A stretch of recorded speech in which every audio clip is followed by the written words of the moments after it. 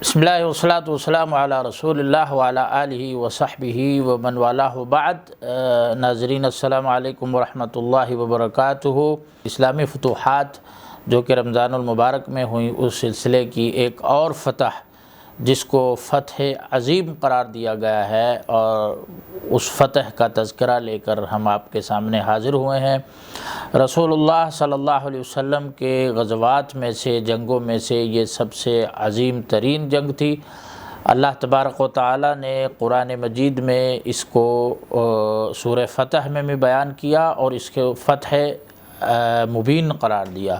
فرمایا انا فتحنا لک فتحا مبینا، اے پیارے پیغمبر ہم نے آپ کو فتح مبین عطا فرمائی ہے۔ اور سورہ نصر میں بھی فرمایا اذا جاء نصر اللہ والفتح ورأیت الناس يدخلون فی دین اللہ افواجا، کہ جب اللہ کی مدد آ گئی، فتح حاصل ہو گئی، آپ نے دیکھ لیا کہ لوگ فوج در فوج دین اسلام میں داخل ہو رہے ہیں، تو آپ اللہ تعالیٰ کی تسبیح کریں اور استغفار کریں، بے شک وہ معاف فرمانے والا ہے، توبہ قبول کرنے والا ہے۔ تو یہ بڑی عظیم فتح تھی۔ یہ فتح مکہ کے حاصل ہونے سے آسمانوں میں خوشی کی لہر دوڑ گئی۔ اللہ کا پیارا گھر بیت اللہ کعبہ مشرفہ جو ہے، ایک بڑے عرصے سے مشرکین کے نرغے میں تھا، بتوں کی ایک لحاظ سے انہوں نے آماجگاہ بنایا ہوا تھا، بت رکھے ہوئے تھے 360 کے قریب جو ہے وہاں پر۔ رسول اللہ صلی اللہ علیہ وسلم نے اس فتح مکہ کے اوپر اس بیت اللہ کو ان بتوں سے پاک کیا، مکے کے اطراف و اکناف میں جتنے بھی بت تھے ان کو پاش کیا، اور توحید کا علم جو ہے رسول نبی کریم صلی اللہ علیہ وسلم نے مکے کی اور توحید کی سرزمین پر بلند کیا۔ فتح مکہ یہ 8 ہجری کو ہوئی ہے، اور رمضان المبارک 20 رمضان کو فتح مکہ کا واقعہ ہوا ہے۔ اس کی وجہ کیا بنی؟ اس کا دراصل سبب یہ تھا کہ صلح حدیبیہ میں رسول اللہ صلی اللہ علیہ وسلم اور قریش مکہ کے درمیان 10 سال کا معاہدہ ہوا تھا، اور اس معاہدے کی مختلف شقیں تھیں۔ ان میں ایک شق یہ بھی تھی کہ قریش اور نبی پاک صلی اللہ علیہ وسلم کے علاوہ جو دیگر عرب قبائل ہیں، ان میں جو قبیلہ قریش کے ساتھ ملنا چاہتا ہے، اتحاد میں شامل ہونا چاہتا ہے، وہ ان کے ساتھ شامل ہو جائے، اور جو قبیلہ اپنی مرضی سے رسول نبی کریم صلی اللہ علیہ وسلم کے اتحاد میں شامل ہونا چاہتا ہے، ان کے ساتھ ان کا حلیف بننا چاہتا ہے، تو وہ بھی بن سکتا ہے۔ تو ہوا یہ کہ بنو بکر جو قبیلہ تھا وہ قریش کے اتحاد میں چلا گیا، قریش کا حلیف بن گیا، اور بنو خزاعہ جو ہے یہ مسلمانوں کے حلیف بن گئے، رسول اللہ صلی اللہ علیہ وسلم کے حلف میں داخل ہو گئے۔ تو اب اس معاہدے میں یہ لکھا ہوا تھا کہ کسی بھی حلیف پر حملہ ایسے ہی شمار ہوگا جیسا کہ اصل فریق پر حملہ ہے، یعنی اگر مسلمانوں نے بنو بکر پر حملہ کیا تو قریش ایسا ہی سمجھیں گے جیسا کہ مسلمانوں نے قریش پر حملہ کیا ہے، تو قریش پر فرض ہے کہ وہ بنو بکر کا دفاع کریں۔ اسی طرح اگر قریش میں سے کسی نے بنو خزاعہ پر حملہ کیا یا کسی اور قبیلے نے بنو خزاعہ پر حملہ کیا، تو وہ ایسا ہی سمجھا جائے گا جیسے رسول اللہ صلی اللہ علیہ وسلم پر حملہ کیا گیا ہے، تو مسلمانوں پر فرض تھا کہ ان کا دفاع کریں۔ تو یہاں یہ ہوا کہ بنو بکر اور بنو خزاعہ کی پرانی دشمنی تھی۔ اب جب یہ صلح ہو گئی تو دونوں قبیلے جو ہے پرسکون اور پرامن ہو گئے، کسی کو کسی کا خطرہ نہ رہا۔ تو اسی پرامن ماحول میں بنو خزاعہ کے لوگ کچھ ایک چشمے پر پڑاؤ ڈالا ہوا تھا، تو بنو بکر نے سوچا کہ ابھی بڑا نادر موقع ہے، پرانی جو دشمنیاں ہماری ہے کچھ بدلے چکانے ہیں، تو اب تو ان کو پتہ نہیں ہے، کیونکہ ان کو پتہ ہے صلح میں ہے، تو دھوکے سے ان پر وار کر دیتے ہیں بنو خزاعہ کے لوگوں پر۔ تو ایسا ہی کیا انہوں نے، بنو بکر نے جو ہے بنو خزاعہ کے لوگوں پر وار کیا جو ایک چشمے کے پاس پڑاؤ ڈالے ہوئے تھے، اور قریش نے بھی رات کی تاریکی میں خفیہ طور پر بنو بکر کی مدد کی اس حملے میں۔ تو وہاں خزاعہ کے کئی لوگ مارے گئے، کچھ نے بھاگ کر جو ہے آ کر حرم میں آ کر پناہ لی، کچھ گھروں میں۔ اب یہ جو ایک واقعہ تھا یہ ایک عہد شکنی تھی، اس صلح حدیبیہ میں جو معاہدہ ہوا تھا اس کی خلاف ورزی تھی۔ تو بنو خزاعہ جو چونکہ وہ رسول اللہ صلی اللہ علیہ وسلم کے حلیف تھے، آپ کے اتحاد میں تھے، انہوں نے فوراً اپنا جو ہے ایک شخص جو ہے عمرو خزاعی کو 40 افراد کی معیت میں فوراً مدینے روانہ کر دیا کہ جا کے فی الفور رسول اللہ صلی اللہ علیہ وسلم کو اطلاع دی جائے کہ قریش اور بنو بکر نے عہد کی خلاف ورزی کی ہے۔ تو اس نے آ کے جو عمرو خزاعی نے اشعار پڑھے، رسول اللہ صلی اللہ علیہ وسلم کو عہد یاد دلایا اور کہا کہ اب آپ ہماری مدد کریں۔ رسول اللہ صلی اللہ علیہ وسلم نے فرمایا کہ نصرت یا عمرو، کہ اللہ تبارک و تعالی، آپ صلی اللہ علیہ وسلم نے فرمایا کہ نصرت یا عمرو، اے عمرو تمہاری مدد کی گئی، یعنی کہ آپ صلی اللہ علیہ وسلم تیار ہو گئے۔ پھر جو ہے رسول اللہ صلی اللہ علیہ وسلم، یہ وحی کے ذریعے آپ کو اطلاع دے دی گئی تھی پہلے ہی، اس خزاعی وفد کے آنے سے پہلے ہی، کہ قریش نے بدعہدی کی ہے۔ تو آپ نے 3 دن پہلے، اس وفد کے آنے سے پہلے ہی سیدہ عائشہ کو حکم دے دیا تھا کہ میرا سامان جو ہے جنگی تیار کیا جائے، لیکن اطلاع کسی کو نہ دی جائے، کسی کو بتایا نہ جائے۔ تو ایک دن سیدنا ابوبکر گھر میں داخل ہوئے، سیدہ عائشہ کو سامان تیار کرتے دیکھا تو سیدنا ابوبکر پریشان ہو گئے، کہنے لگے کہ یہ وقت تو رومیوں سے لڑائی کا بھی نہیں ہے، تو رسول اللہ صلی اللہ علیہ وسلم کہاں کا ارادہ رکھتے ہیں؟ تو سیدہ عائشہ نے فرمایا کہ مجھے اللہ کے رسول نے کچھ نہیں بتایا، یہی کہا کہ سامان میرا تیار کر دو۔ پھر 3 دن بعد یہ وفد آ گیا، انہوں نے ساری اطلاع دی، تو تمام مسلمانوں کو پتہ چل گیا کہ معاملہ کیا ہے۔ اب قریش نے کیونکہ بدعہدی کی تھی، اب تھوڑے ہی عرصے بعد ان کو احساس ہو گیا کہ یہ ہم سے بہت بڑی غلطی ہوئی ہے، اب جا کر رسول اللہ صلی اللہ علیہ وسلم سے دوبارہ امان طلب کرنی چاہیے اور دوبارہ صلح کی تجدید کرنی چاہیے۔ تو انہوں نے ابو سفیان کو جو ہے روانہ کیا مدینہ کی طرف۔ ابو سفیان مدینہ آئے تو کیونکہ ابو سفیان کی جو بیٹی ہیں ام حبیبہ رضی اللہ عنہا، وہ رسول اللہ صلی اللہ علیہ وسلم کی زوجہ محترمہ تھیں، آپ کے عقد میں تھیں، تو وہ اپنی بیٹی کے گھر گئے۔ جا کر جب بستر پر بیٹھنے لگے تو ام حبیبہ نے جو ہے وہ بستر اکٹھا کر کے الگ کر کے دوسری طرف رکھ دیا۔ ابو سفیان نے کہا کہ بیٹی کیا ہے، یہ تم مجھے اس بستر کے لائق نہیں سمجھتی، یا یہ بستر میرے لائق نہیں ہے؟ تو ام حبیبہ نے کہا کہ تم مشرک ہو، ناپاک ہو، اور یہ رسول اللہ صلی اللہ علیہ وسلم کا بستر ہے، میں تمہیں اس پر بیٹھنے نہیں دوں گی۔ آپ اس سے اندازہ لگائیں کہ زوجات نبی صلی اللہ علیہ وسلم کی، آپ صلی اللہ علیہ وسلم کے ساتھ محبت کتنی تھی اور ایمان کا جذبہ کتنا تھا کہ وہ والد ہے لیکن اس کو اللہ کے رسول کے بستر پر اس وجہ سے نہیں بیٹھنے دے رہی کہ وہ مشرک ہے۔ تو الغرض ابو سفیان آئے تو سب سے پہلے رسول اللہ صلی اللہ علیہ وسلم کے پاس گئے، بات کی۔ آپ صلی اللہ علیہ وسلم نے ان کی کسی بات کا کوئی جواب نہیں دیا، آپ مسلسل خاموش رہے۔ پھر اس نے جب دیکھا کہ اللہ کے رسول کوئی جواب نہیں دے رہے تو پھر ابو بکر کے پاس گئے۔ ابو بکر رضی اللہ عنہ نے کہا کہ میں بھی تمہاری کوئی سفارش نہیں کر سکتا۔ پھر وہ عمر رضی اللہ عنہ کے پاس گئے تو عمر رضی اللہ عنہ نے فرمایا کہ مجھے تو اگر چھڑی بھی مل جائے تو میں لڑنے کے لیے تمہارے ساتھ تیار ہوں، میں تمہاری کیسے سفارش جا کے کروں؟ پھر وہ سیدنا عمر نے بھی جب بات ان کی نہ سنی، سفارش نہ کی، تو حضرت علی رضی اللہ عنہ کے گھر گئے، ان کے پاس گئے تو حضرت علی رضی اللہ عنہ سے کہنے لگے کہ آپ کوئی مشورہ دیجئے، آپ کوئی سفارش کیجئے، رسول اللہ صلی اللہ علیہ وسلم بات نہیں سن رہے۔ تو حضرت علی رضی اللہ نے کہا کہ اللہ کے رسول ارادہ کر چکے ہیں تو اب ان کو اس ارادے سے کوئی نہیں ٹال سکتا۔ پھر ابو سفیان نے سیدہ فاطمہ سے عرض کیا کہ آپ اللہ کے رسول کی بیٹی ہیں، آپ کوئی اللہ کے رسول سے سفارش کریں، یا اپنے اس بیٹے حسن رضی اللہ عنہ سے بہت چھوٹے تھے، گھٹنوں کے بل رڑتے تھے، تو کہنے لگے کہ ان کو ہی آپ کہہ دیں کہ اللہ کے رسول سے ہمیں امان لے کر دے دے۔ تو فاطمہ رضی اللہ عنہ نے کہا کہ یہ میرا بیٹا اس قابل نہیں ہے کہ وہ کسی کو امان دلا سکے، اور دوسری بات یہ ہے کہ رسول اللہ صلی اللہ علیہ وسلم کے مقابلے میں کوئی اور امان دے نہیں سکتا۔ اور جب ابو سفیان نے ہر طرف سے نا امیدی دیکھی، اس کے سامنے جو ہے بالکل اندھیرا چھا گیا، تو اس نے حضرت علی سے کہا کہ کوئی مشورہ دو۔ تو حضرت علی رضی اللہ عنہ نے فرمایا کہ مشورہ صرف یہی ہے کہ تم بنو کنانہ کے سردار ہو، جاؤ مسجد نبی میں جا کے امان کا اعلان کر دو اور واپس مکہ روانہ ہو جاؤ۔ اس نے ایسے ہی کیا، لیکن جو ہے رسول اللہ صلی اللہ علیہ وسلم نے اس کی امان کو قبول نہیں فرمایا تھا۔ ابو سفیان واپس مکہ چلا گیا۔ ادھر رسول اللہ صلی اللہ علیہ وسلم نے جنگ کی تیاری کر لی اور صحابہ کو سب کو یہ تلقین کی کہ اس جنگ کی کسی کو خبر نہیں ہونی چاہیے، مکے والوں تک یہ خبر نہیں پہنچنی چاہیے کہ ہم ان پر حملہ آور ہونے والے ہیں۔ اب اس موقع پر کیا ہوا کہ ایک صحابی تھے جو بدری صحابی تھے، ان سے ایک غلطی سرزد ہو گئی۔ انہوں نے ایک رقعہ لکھ کر، ایک خط لکھ کر ایک عورت کو تھمایا کہ جا کے مکے والوں کو اطلاع کر دو کہ رسول اللہ صلی اللہ علیہ وسلم تم پر حملہ آور ہونے والے ہیں۔ اللہ کے رسول صلی اللہ علیہ وسلم کو اس کی خبر دے دی گئی وحی کے ذریعے۔ اللہ کے رسول نے دعا کی تھی کہ یا اللہ مکے سے جاسوسوں کو اور ہماری خبروں کو روک کر رکھ، ہم اچانک ان پر جو ہے پہنچیں تو انہیں پتہ چلے۔ رسول اللہ صلی اللہ علیہ وسلم کو جب وحی کے ذریعے علم ہوا تو آپ نے 4 صحابہ کو روانہ کیا کہ فلاں جاؤ، بحر ایک مقام کا آپ نے ذکر کیا، کہا کہ جہاں جاؤ وہاں ایک عورت ہوگی، اس کے پاس ایک رقعہ ہے، وہ واپس لے کر آؤ۔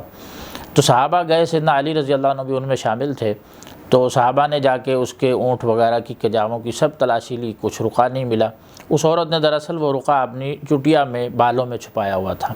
تو سیدنا علی رضی اللہ عنہ نے غصے سے کہا کہ اللہ کے رسول ہمارے سامنے غلط بیانی نہیں کر سکتے، اللہ کے رسول صلی اللہ علیہ وسلم کی کہی ہوئی بات سچ ہے، تمہارے پاس خط ہے، ہم وہ خط لے کر جائیں گے ورنہ تمہیں ہم بے لباس کر دیں گے۔ تو عورت نے جب دیکھا کہ یہ تو مصمم ہے اور ان کو پتہ ہے 100% کہ میرے پاس ہی خط ہے، تو اس نے جو ہے اپنی چٹیا سے جو ہے وہ خط نکال کر سیدنا علی رضی اللہ عنہ کے حوالے کر دیا۔ جب وہ خط لے کر آئے اللہ کے رسول کے پاس تو اس میں لکھا ہوا تھا کہ حاطب بن ابی بلتع کی طرف سے قریش کے نام کہ اللہ کے رسول تم پر حملہ آور ہونے والے ہیں۔ رسول اللہ صلی اللہ علیہ وسلم نے حاطب بن ابی بلتع کو بلایا اور ان سے پوچھا کہ یہ کیا ماجرا ہے، تم نے ایسا کیوں کیا، یہ خط کیوں لکھا؟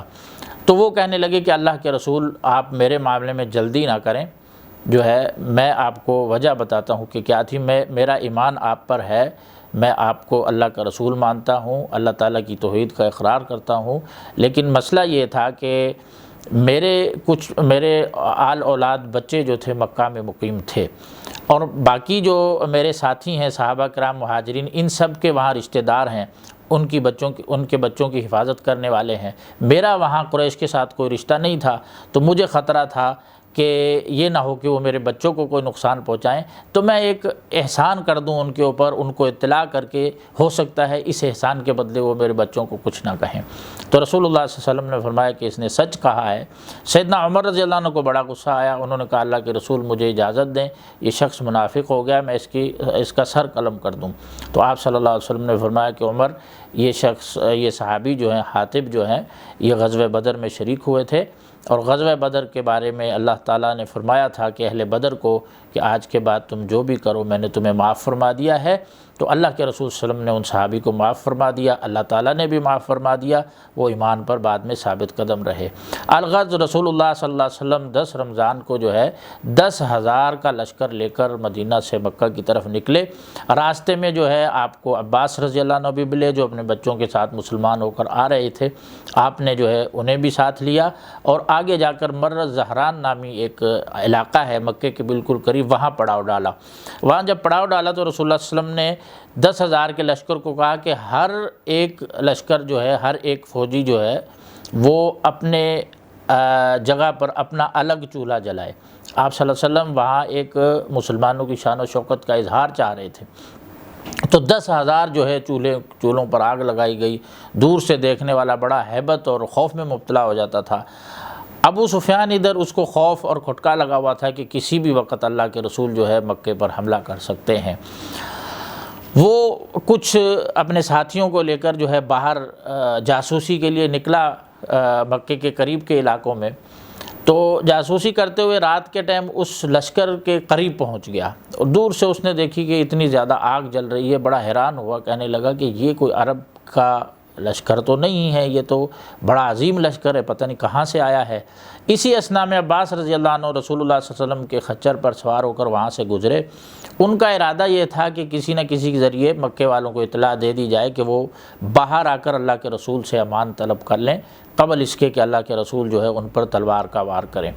تو ماجرا یہی ہوا کہ عباس رضی اللہ عنہ جب ادھر گئے تو ابو سفیان سے وہی ملاقات ہو گئی۔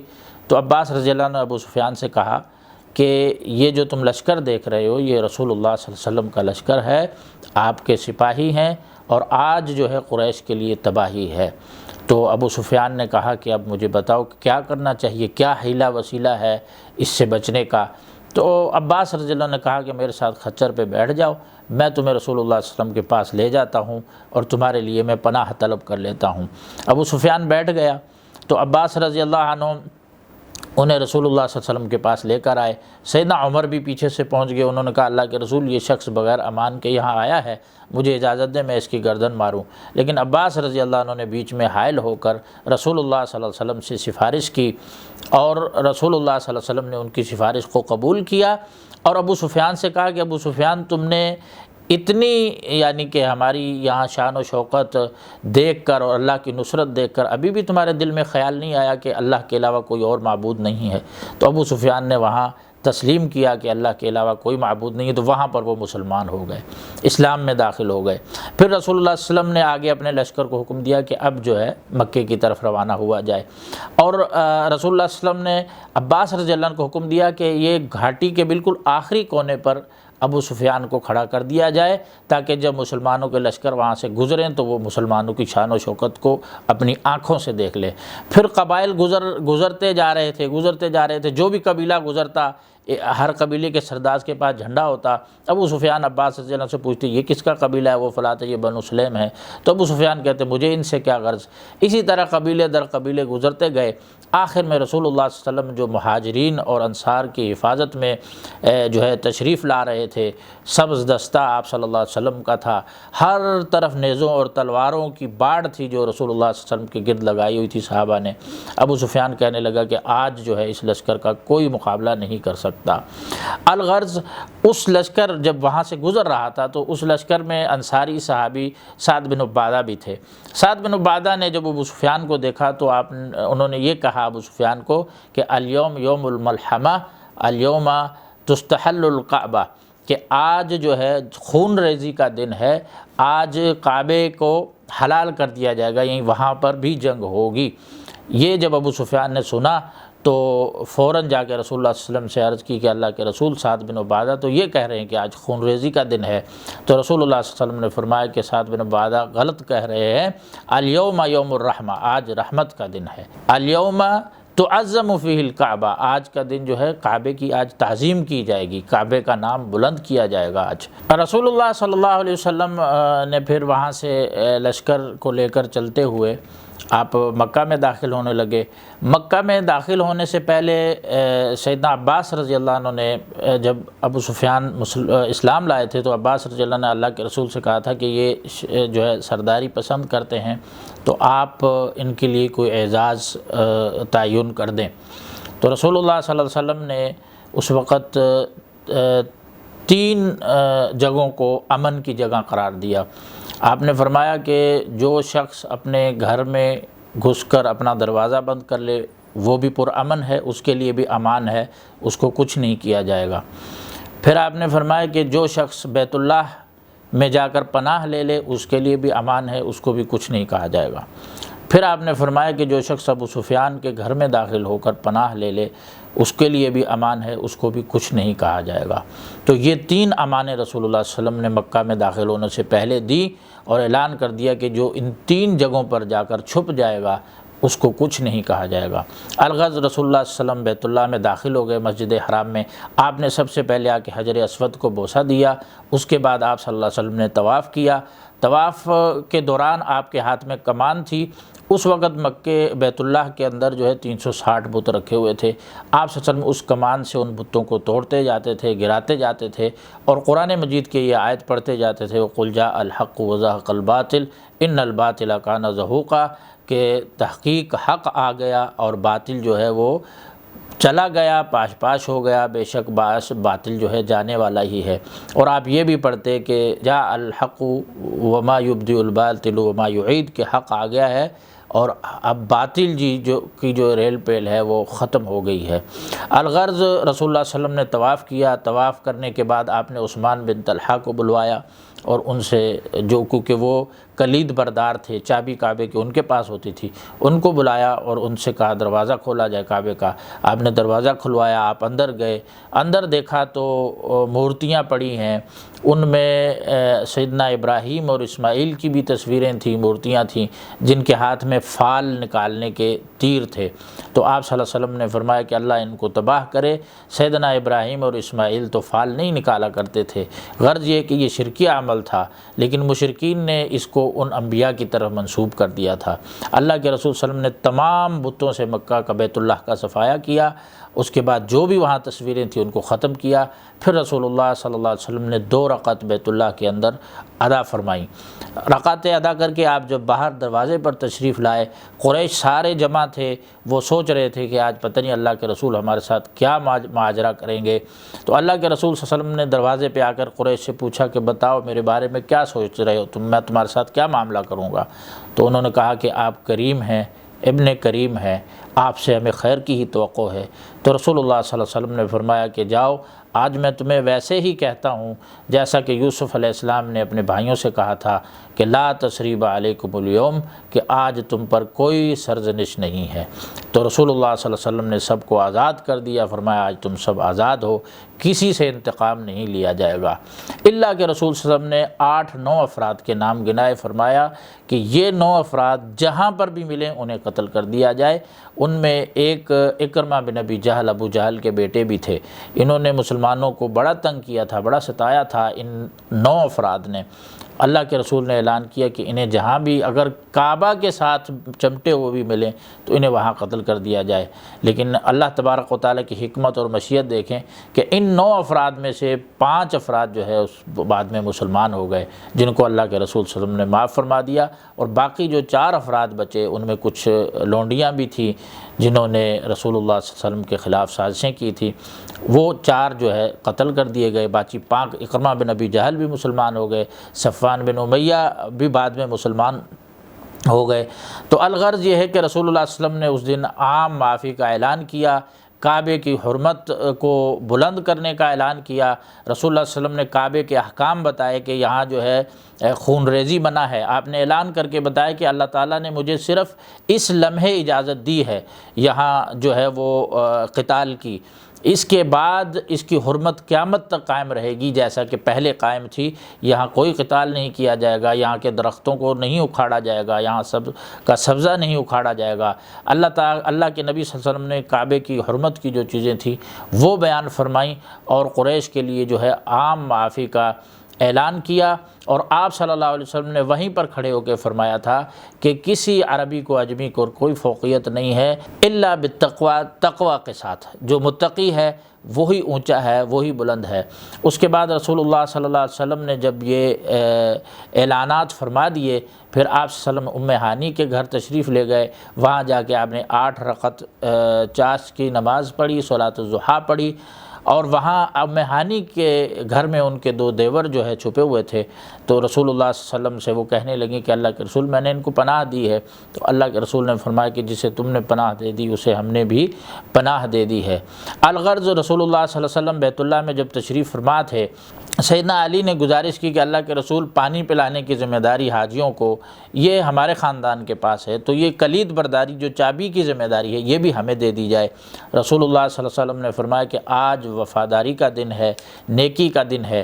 پھر عثمان بن طلحہ جو یعنی کہ جاہلیت میں بھی ان کے پاس، ان کے خاندان کے پاس بیت اللہ کی چابی ہوتی تھی، رسول اللہ صلی اللہ علیہ وسلم نے عثمان بن طلحہ کو بلایا اور ان کو کہا کہ آج امانتوں کو اللہ نے یہ حکم دیا ہے کہ ان کے اہل جو حقدار ہیں امانتوں کے ان کے سپرد کیا جائے۔ آپ نے کعبے کی چابی دوبارہ عثمان بن ابی طلحہ کو دی اور فرمایا کہ آج کے بعد جو بھی تمہارے سے چابی چھیننے کی کوشش کرے گا وہ ظالم ہوگا، یعنی کہ تم سے صرف ظالم ہی چابی چھینے گا، یہ قیامت تک تمہارے خاندان میں ہی رہے گی۔ اور ایسا ہی ہے آج بھی، اگر سعودی عرب آپ چلے جائیں مکہ میں، تو جن صاحب کے پاس بیت اللہ کی چابی ہے وہ عثمان بن طلحہ کے خاندان سے ہی ہیں۔ تو الغرض رسول اللہ صلی اللہ علیہ وسلم نے وہاں وفاداری کا، معافی کا، لوگوں کے ساتھ درگزر کرنے کی بڑی ہی اعلیٰ مثالیں آپ صلی اللہ علیہ وسلم نے اس جنگ میں قائم کی۔ اس کے بعد رسول نبی کریم صلی اللہ علیہ وسلم تقریباً فتح مکہ کے اوپر 19 دن جو ہے مکہ میں ہی رہے۔ وہاں جو انصاری صحابہ تھے ان کے دلوں میں تھوڑا سا خٹکا پیدا ہو گیا، انہوں نے کہا اب تو اللہ کے رسول اپنے شہر میں آ گئے ہیں، ان کا آبائی شہر ہے مکہ، آپ شاید یہیں رک جائیں، بڑے پریشان ہوئے۔ اللہ کے رسول صلی اللہ علیہ وسلم نے انصاری صحابہ سے کہا، جب ان کی یہ باتیں سنی تو ان سے کہنے لگے کہ جینا مرنا اب تم لوگ لوگوں کے ساتھ ہے، یعنی میں تمہارے ساتھ ہی ہوں۔ کہ وہ رسول اللہ صلی اللہ علیہ وسلم نے فرمایا کہ میں مدینے واپس جاؤں گا۔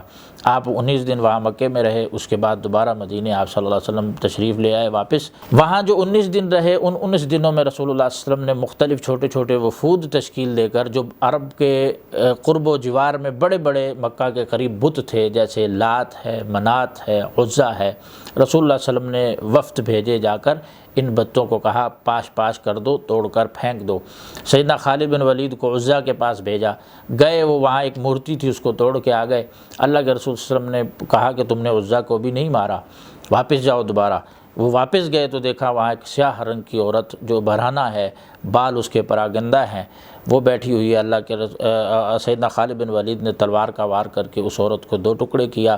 جب واپس آئے تو اللہ کے رسول نے فرمایا کہ اب تم اس کو عزا کو مار کے آ گئے ہو، آج کے بعد عزا کی عبادت عرب میں نہیں ہوگی۔ الغرض یہ ہے کہ رسول اللہ صلی اللہ علیہ وسلم نے یہ جو بڑے بت تھے، ود، سواع اور اسی طرح لات، منات، عزا، ان کو آپ صلی اللہ علیہ وسلم نے جزیرہ عرب کو ان بتوں سے پاک کیا، بت پرستی کو جو ہے جزیرہ عرب سے ختم کیا، توحید کا علم بلند کیا، اور اس کے بعد رسول اللہ صلی اللہ علیہ وسلم مدینہ تشریف لے آئے۔ اللہ تبارک و تعالیٰ سے دعا ہے کہ اللہ تعالیٰ اس گھر کو سدا آباد رکھے اور شریروں کے شر سے محفوظ کرے۔ انہ ولی ذلک والقادر علیہ۔ سبحان ربک رب العزت عما یصفون وسلام علی المرسلین والحمد للہ رب العالمین۔